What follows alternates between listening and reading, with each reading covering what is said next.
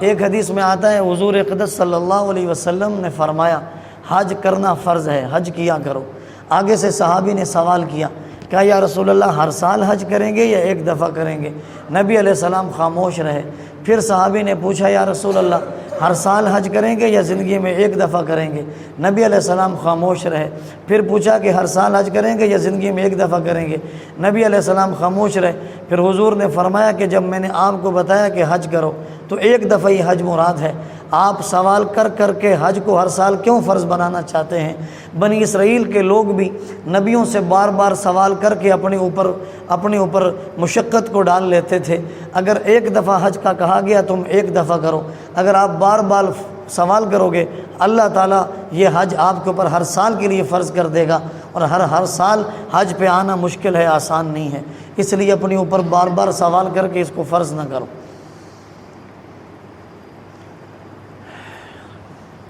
یہ جو حج کی عبادت ہے یہ ایک عشق والی اور مستی والی عبادت ہے، یہ عشق و محبت کی عبادت ہے۔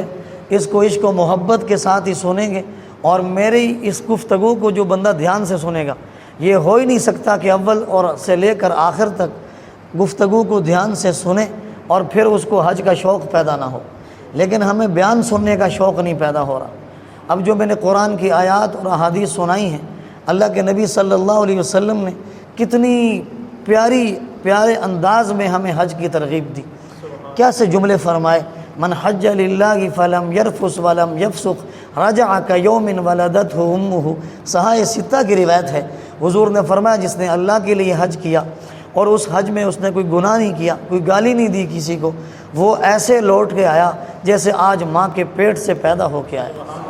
العمرۃ للعمرۃ کفارۃ لما بینہما۔ ایک عمرہ کرنے کے بعد جو آدمی دوسرا عمرہ کرتا ہے، اللہ تعالیٰ درمیان کی زندگی کے سارے گناہوں کے لیے اس کو کفارہ بنا کر سارے گناہوں کو معاف کر دیتے ہیں۔ یہ حج کی عبادت عاشقانہ عبادت ہے۔ اس کو ذرا سمجھیے کہ عاشقانہ عبادت کیسے ہے۔ دنیا کا اصول یہ ہے کہ دنیا میں جب انسان کو کسی سے محبت ہو جاتی ہے، انسان کسی کو اپنا محبوب بنا لیتا ہے، تو پھر سب سے پہلے کیا کرتا ہے؟ سب سے پہلے اپنے محبوب کی زبان سے تعریف کرتا ہے۔ اسی طریقے سے جب کوئی انسان اپنے رب کو اپنا محبوب بناتا ہے تو سب سے پہلے اپنے رب کی اپنی زبان سے تعریف کرتے ہوئے کلمہ پڑھتا ہے، لا الہ الا اللہ محمد الرسول اللہ۔ وہ زبان سے تعریف کرتے ہوئے اللہ کی محبت میں داخل ہو جاتا ہے۔ دنیا کا اصول یہ ہے کہ جس سے محبت ہو جائے، محبت ہو جانے کے بعد زبان سے تعریف کرنے کے بعد پھر اس کے سامنے عاجزی اور انکساری کا مظاہرہ کیا جاتا ہے، اس کے سامنے ہاتھ باندھ کر کھڑا ہوا جاتا ہے، اس کے سامنے آداب کی رعایت رکھی جاتی ہے۔ اسی طریقے سے جو اللہ کی محبت میں داخل ہوتا ہے، زبان سے اللہ کی تعریف کرنے کے بعد پھر وہ نماز میں کبھی عاجزی اور انکساری کا مظاہرہ یوں کرتا ہے، کبھی ہاتھ باندھ کے قیام کرتا ہے، کبھی سر کو جھکا کے رکوع کرتا ہے، اور کبھی اپنے رب کے سامنے محبت کا اظہار یوں کرتا ہے کہ اپنے اعضاء میں سے سب سے اشرف عضو اپنی پیشانی کو سب سے اہون چیز، سب سے کمزور چیز مٹی کے سامنے سر کو جھکا دیتا ہے اور کہتا ہے یا رب یہ جھکا اس لیے ہے کہ آپ سے محبت ہے، یہ رکوع اس لیے ہے کہ آپ سے محبت ہے، یہ قیام اس لیے ہے کہ آپ سے محبت ہے۔ اور دنیا کا اصول یہ ہے کہ جس وقت انسان زبان سے اپنے محبوب کی تعریف کرے اور پھر عاجزی و انکساری کا اظہار کرے تو اس کے بعد پھر کیا کرتا ہے؟ اپنے محبوب کے لیے بھوکا رہتا ہے، پیاسا رہتا ہے۔ تو جو اللہ کی محبت میں داخل ہو جاتا ہے وہ اللہ کی محبت میں پھر بھوکا اور پیاسا رہتا ہے، روزے رکھ کے پھر بھوکا رہتا ہے، پھر پیاسا رہتا ہے۔ صبح سے لے کر شام تک بھوکا کیوں رہا؟ یا رب اس لیے رہا کہ تیرا حکم تھا، تیری محبت میں نے گرمی کی شدت میں اپنے آپ کو بھوکا بھی رکھا اور پیاسا بھی رکھا۔ دنیا کا اصول ہے کہ جس وقت کسی سے محبت کی جائے تو بھوکا اور پیاسا رہنے کے بعد پھر اس کے اوپر مال خرچ کیا جاتا ہے، پیسے خرچ کیے جاتے ہیں، اس کو جو پسند ہو اس کو لے کے دیا جاتا ہے۔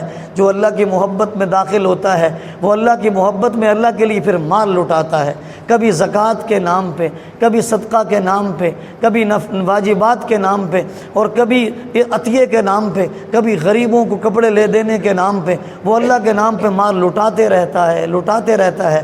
ایسا ہی ہے جیسے کہ حضرت عمر فاروق رضی اللہ تعالیٰ عنہ کے پاس ایک آدمی آیا اور وہ جانے لگا، اس نے کہا الحمدللہ الحمدللہ۔ حضرت عمر گئے، روکا اس کو، جو گھر میں 1-2 دینار پڑے تھے سونے کے اس کو دے دیے۔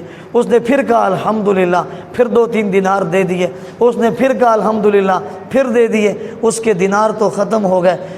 حضرت عمر فاروق رضی اللہ عنہ دینار دیتے رہے، حتیٰ کہ اس نے کہا جزاک اللہ۔ جب جزاک اللہ کہا تو حضرت عمر نے دینے بند کر دیے۔ فرمایا کہ الحمدللہ، آپ اللہ کی تعریف کے جملے کہہ رہے تھے، مجھے اپنی محبوب کی تعریف اتنی اچھی لگتی ہے، دل چاہتا ہے اپنے محبوب کے نام پہ پیسے لوٹاتا چلا جاؤں۔ اور جب دنیا کا اصول ہے، جب کسی سے محبت ہو جائے، دنیا میں کسی کو محبوب بنایا جائے، پھر بندہ اس کے لیے گلیوں میں مارے مارے پھرتا ہے، کبھی اس کے در کبھی در بدر، پھر وہ مارے مارے پھرتا ہے۔ کبھی کسی گلی میں جب مجنوں کو لیلا سے محبت ہوئی تو اس گلی سے جو کتا گزرتا تھا اس کتے کے پاؤں بھی چومتا تھا اور کہتا تھا کہ یہ اس کے گھر سے گزر کے آیا ہے، اس کی گلی سے گزر کے آیا ہے جو میرا محبوب ہے۔ تو یہ دنیا والوں کی کیفیت ہے، لیکن جب اللہ کا بندہ اللہ سے محبت کرتا ہے پھر اس کے لیے بھی مارا مارا پھرتا ہے۔ کہاں مارا مارا پھرتا ہے؟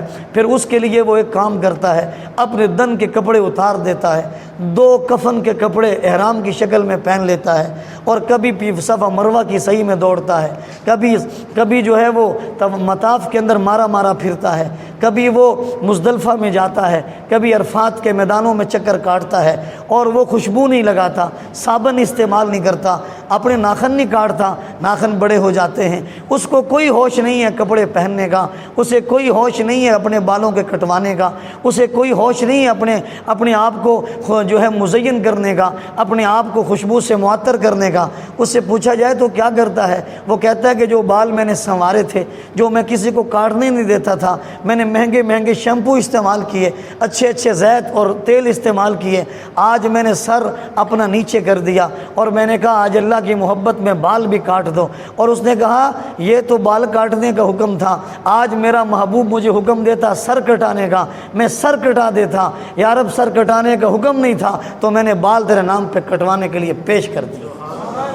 تو یہ محبت عاشقانہ محبت ہے، یہ آخری سٹیپ ہے جہاں پر انسان مارے مارے پھرتا ہے۔ نماز پڑھی تھی، یہ بھی ایک سٹیپ ہے عاجزی و انکساری کا۔ آپ نے روزہ رکھا تھا، یہ بھی ایک سٹیپ ہے کس چیز کا؟ اپنے آپ کو بھوکا اور پیاسا رکھنے کا۔ اپنے مال کو خرچ کر دیا محبوب کے لیے، یہ بھی ایک شاخ ہے۔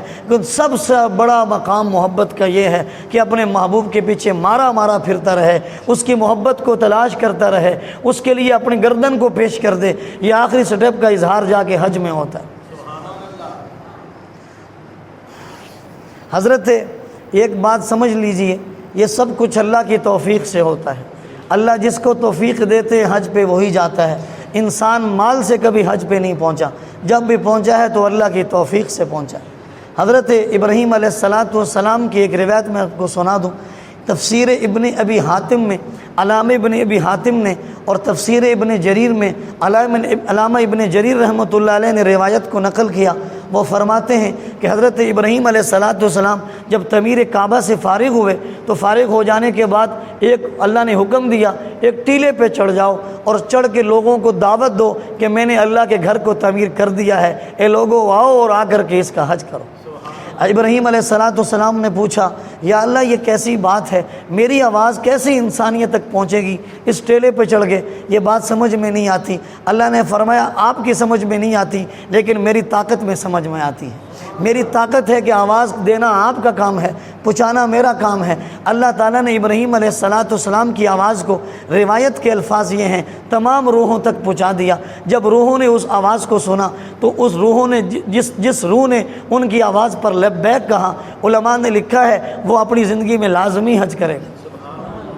اللہ تعالیٰ نے بھی اس کا اشارہ کیا سورۃ الحج میں، اسی بات کو اللہ نے بیان کیا۔ اللہ فرماتے ہیں وَأَذِّنْ فِي النَّاسِ بِالْحَجِّ يَأْتُوكَ رِجَالًا وَعَلَىٰ كُلِّ ضَامِرٍ يَأْتِينَ مِنْ كُلِّ فَجٍّ عَمِيقٍ۔ اے ابراہیم لوگوں میں اعلان کر دو کہ تم پیادہ ہو یا تم سواری پہ ہو، تم کمزور ہو یا تم طاقتور ہو، تمہارے بدن میں کم جان ہے یا زیادہ جان ہے، مِنْ كُلِّ فَجٍّ عَمِيقٍ، دنیا کے کسی کنارے میں ہو، کسی کونے میں ہو، شرق میں ہو، غرب میں ہو، شمال میں ہو، جنوب میں ہو، میں اعلان کر رہا ہوں کہ آؤ اور اللہ کے گھر کو میں نے تعمیر کیا، اس کا کہ حج کرو۔ حضرت ابراہیم علیہ السلام نے یہ اعلان کیا، تو یہ اللہ کی توفیق سے ہوتا ہے۔ اب ذرا دیکھیے علماء امت میں کتنا شوق تھا حج کرنے کا، کتنی محبت تھی حج کرنے کی۔ اما عائشہ صدیقہ رضی اللہ تعالیٰ عنہ کو جب حضور نے فرمایا میری امت کی عورتوں کا جو حج ہے، جو جہاد ہے وہ حج کرنا ہے، اما عائشہ فرماتی ہیں جب میں نے اپنے محبوب سے یہ سنا اس کے بعد پوری زندگی میں نے حج کا ناغہ نہیں کیا، میں نے پوری زندگی حج کیا۔ نبی علیہ السلام کے بارے میں بعض لوگ کہتے ہیں اگر حج اتنی مقبول عبادت ہوتی تو اللہ کے نبی بھی ہر سال حج کرتے۔ ابھی اس کو یہ بات سمجھاؤ، اصل میں بات یہ ہے نبی علیہ السلام کو موقع کتنا ملا، 9 ہجری میں حج فرض ہوا، حضور نہیں جا سکے، حضرت صدیق اکبر کو امام حج بنا کے بھیجا، حضرت علی کو کچھ مسائل کے لیے بھیجا، 10 ہجری میں نبی علیہ السلام نے حج کیا، اس کے بعد میرے آقا کی وفات ہو گئی۔ اگر آقا علیہ السلام دنیا میں رہتے تو حج کرتے، لیکن آقا علیہ السلام کو مہلت اور موقع نہیں مل سکا۔ طبقات ابن سعد میں علامہ ابن سعد رحمۃ اللہ علیہ نے، بلکہ طبقات الکبریٰ میں لکھا ہے علامہ ابن سعد رحمۃ اللہ علیہ نے، وہ فرماتے ہیں کہ نبی علیہ السلام کے صحابی حضرت سیدنا عبداللہ بن مسعود نے 11 حج کیے ہیں، اور ایک روایت میں آتا ہے حضرت سیدنا حسن و حسین نے 55 یا 50 حج پیدل کیے ہیں۔ اسی طریقے سے ایک کتاب ہے، اس کتاب کا نام ہے الجواہر المزیہ فی طبقات الحنفیہ، اس میں لکھا ہے کہ امام اعظم ابو حنیفہ رحمہ اللہ نے زندگی میں پہلا حج 16 سال کی عمر میں کیا ہے، اس کے بعد کسی حج کا ناغہ نہیں کیا، 55 حج اپنی زندگی میں کیے ہیں۔ امام ذہبی رحمۃ اللہ علیہ نے اپنی کتاب سیر اعلام النبلاء میں لکھا ہے، وہ فرماتے ہیں کہ ایک بہت بڑے تابعی ہیں، بلکہ رئیس التابعین ہیں، تابعین کے سردار ہیں، حضرت سعید بن المسیب رحمہ اللہ، انہوں نے اپنی زندگی میں 40 حج کیے ہیں۔ ایک بہت بڑے تابعی ہیں، ان کا نام ہے حضرت مکی بن ابراہیم، بلکہ تبع تابعی ہیں، حضرت امام بخاری کے استاذ ہیں۔ سیر اعلام النبلاء میں امام ذہبی نے لکھا انہوں نے اپنی زندگی میں 60 حج کیے ہیں۔ ایک بہت بڑے بزرگ گزرے ہیں، ان کا نام تھا اسود بن یزید، ان کے بارے میں امام ذہبی فرماتے ہیں انہوں نے اپنی زندگی میں 80 حج کیے۔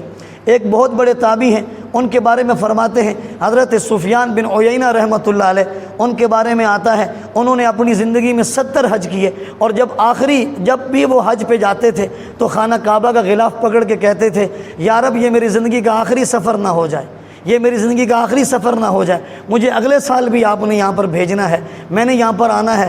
جب 17واں حج کرنے کے لیے گئے، جب 70 حج پورے کیے تو 70 حج کے موقع پہ جب پہنچے تو کہا یا اللہ اگر میں اب بھی کہوں نا کہ مجھے اگلے سال پھر بھیجیے، مجھے یہ کہتے ہوئے شرم آ رہی ہے، حیا آتی ہے کہ میں جملہ کیسے بولوں۔ وہ جب گھر کو لوٹے تو وہ فوت ہو گئے، وہ جملہ کیا بولا، جب بولا نہیں تو اللہ نے اپنے پاس بولا لیا۔ حضرت سفیان بن عیینہ کی یہ شان ہے، اللہ نے اتنے حج کرنے کے موقع دیا، اتنے بڑے بڑے تابعین ہیں، بڑے بڑے بزرگ ہیں، ان کے حج کے واقعات سن کے انسان کی عقل دنگ رہ جاتی ہے۔ ہم نے پوری زندگی کیا کیا، ہم نے لوگوں پہ پیسے لوٹا دیے، فضول خرچیوں میں پیسے لوٹا دیے، ہم نے سارا کچھ فضول کرتے رہے، لوگوں کے پیچھے، کوئی عورتوں کے پیچھے، کوئی کسی کے پیچھے پیسے لوٹاتا رہا، لیکن کسی نے یہ نہیں سوچا کہ مجھے حج بھی کرنا چاہیے، اور حج مقبول عبادت ہے۔ علامہ یافعی رحمۃ اللہ علیہ نے، امام یافعی رحمہ اللہ نے اپنی کتاب میں ایک واقعہ لکھا، بڑا عجیب واقعہ ہے، وہ ذرا واقعہ سنیے۔ علامہ یافعی رحمۃ اللہ علیہ کے اعتماد پہ نقل کر رہا ہوں، وہ فرماتے ہیں حضرت جنید بغدادی رحمۃ اللہ علیہ وقت کے بہت بڑے بزرگ ہیں، بہت بڑے اللہ کے ولی ہیں، بہت بڑے صوفیاء میں سے ہیں۔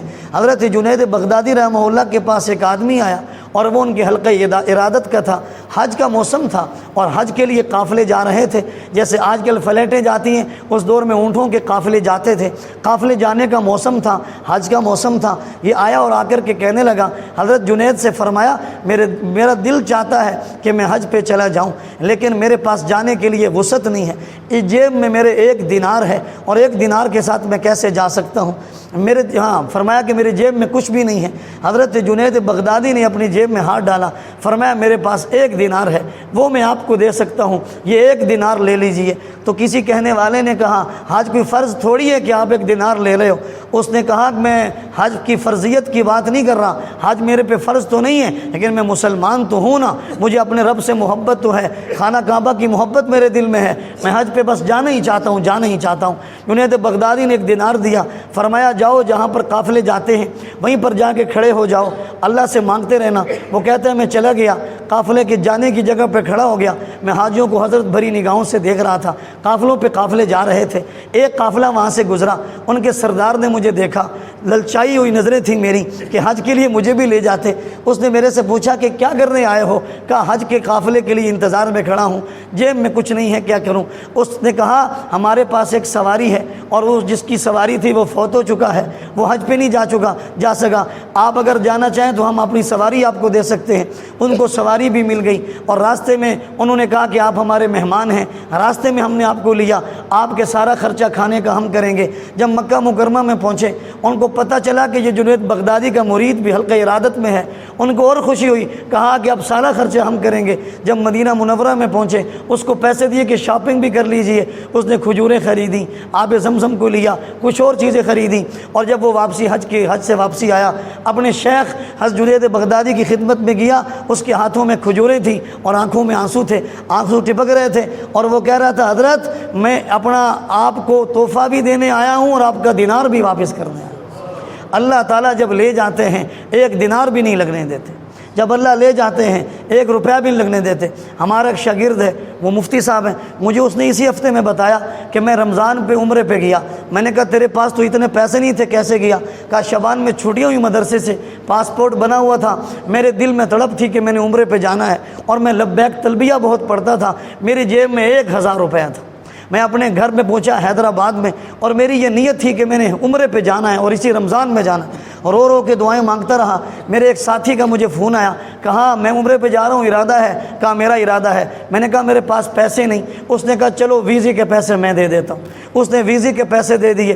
جب میں نے بات کی کہ میں عمرے پہ جا رہا ہوں، رشتہ داروں کے کچھ لوگوں نے مجھے ٹکٹ کے پیسے بھی دے دیے، خرچے کے پیسے بھی دے دیے، خرچے کے پیسے کم تھے، میں وہاں پر تو پہنچ گیا۔ آگے سے میرے ایک استاد مجھے ملے، انہوں نے کہا آپ کی رہائش کا جتنا خرچہ ہے وہ سارا میں اٹھاؤں گا، اور میں عمرہ کر کے آ گیا ہوں۔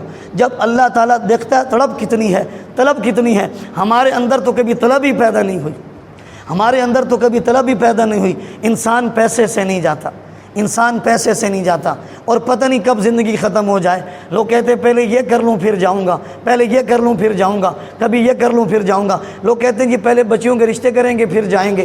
جب آپ ملیشیا کام کے لیے جاتے ہیں اس وقت بچیوں کی فکر نہیں ہوتی، جب 8 سال کے بعد آتے ہیں۔ جب انگلینڈ پہ جاتے ہیں جب سعودیہ میں کام کے لیے جاتے ہیں، حج عمرے کے لیے نہیں، جب دبئی میں کام کے لیے جاتے ہیں اس وقت آپ کو بچیوں کی فکر نہیں ہوتی۔ جب حج کی بات ہو تو بچیوں کی فکر پڑ جاتی ہے، جب عمرے کی بات ہو تو بچیوں کی فکر پڑ جاتی ہے۔ مسئلہ یہ ہے کہ آپ جانا نہیں چاہتے، آپ کے اندر وہ طلب اور تڑپ نہیں ہے۔ جب طلب اور تڑپ پیدا ہوگی تو اللہ خود ہی لے جائے گا، جب طلب پیدا ہوگی، اور جب طلب پیدا نہیں ہوتی تو پھر اللہ نہیں لے جاتے۔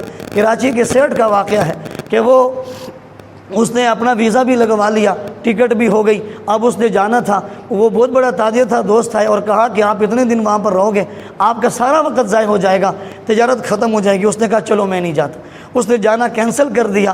اور ٹھیک جو ویزے پہ تاریخ لکھی ہوئی تھی واپسی کی، جب واپسی کے دن ہوئے حاجی آ رہے تھے اور یہ دنیا سے جا رہا تھا۔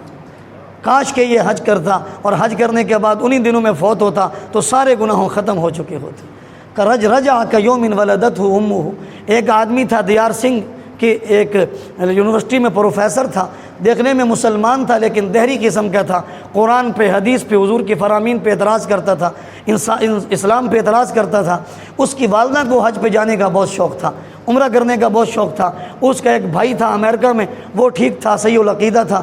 اس نے کہا اپنے بھائی کو میں پیسے بھیج رہا ہوں، والدہ اکیلی جا نہیں سکتی، والدہ کو بھی لے جاؤ اور خود بھی جاؤ اور عمرہ کر کے آؤ۔ وہ کہتا ہے کہ میں نے اس نے بھائی سے کہا کہ میرا دل نہیں کرتا عمرہ کرنے کو، میں اپنا وقت نہیں ضائع کرنا چاہتا، میں کوئی اور کام کر لوں گا۔ جن کو پیسہ کمانے کا شوق ہو نا وہ کہتے ہیں چھوڑو ان کاموں کو، پیسے کا کرتے ہیں، یہ بعد میں ہو جائے گا، ساری دنیا کر رہی ہے، اللہ یہاں بھی راضی ہو جائے گا۔ اس طرح کے جملے بولنے سے سوچو کہ تم کس عشق کی بات کرتے ہو، تم کون سی محبت کی بات کر رہے ہو۔ تو وہ کہتا ہے کہ میرا دل تو نہیں کر رہا، چلو میں ساتھ چلے جاتا ہوں، دل تو نہیں چاہتا۔ وہ جب جدہ پہ پہنچے تو جدہ میں جاتے ہی وہ بیمار ہو گیا، بیمار ہوا، ہاسپٹل میں داخل ہوا، چلنے کی سکت نہیں رہی۔ 2 دن ماں نے انتظار کیا، ماں نے کہا میں جا رہی ہوں مکہ مکرمہ، میں عمرہ کر کے آؤں گی پھر تیرے پاس۔ وہ ماں عمرہ کرنے چلی گئی، پھر 6 دن کے بعد آئی، وہ بیمار ہی پڑا تھا۔ پھر وہ مدینہ شریف چلی گئی، 6 دن کے بعد واپس آئی، پھر وہ بیمار پڑا تھا، ان کا وقت ختم ہو گیا، وہ جدہ سے واپس ہو گئے۔ جب اللہ تعالیٰ بعض اوقات سعودیہ میں بلا کے بھی اپنے در پہ حاضری نہیں دینے دیتے، در پہ وہی جاتا ہے جس کو اللہ قبول کرتے ہیں۔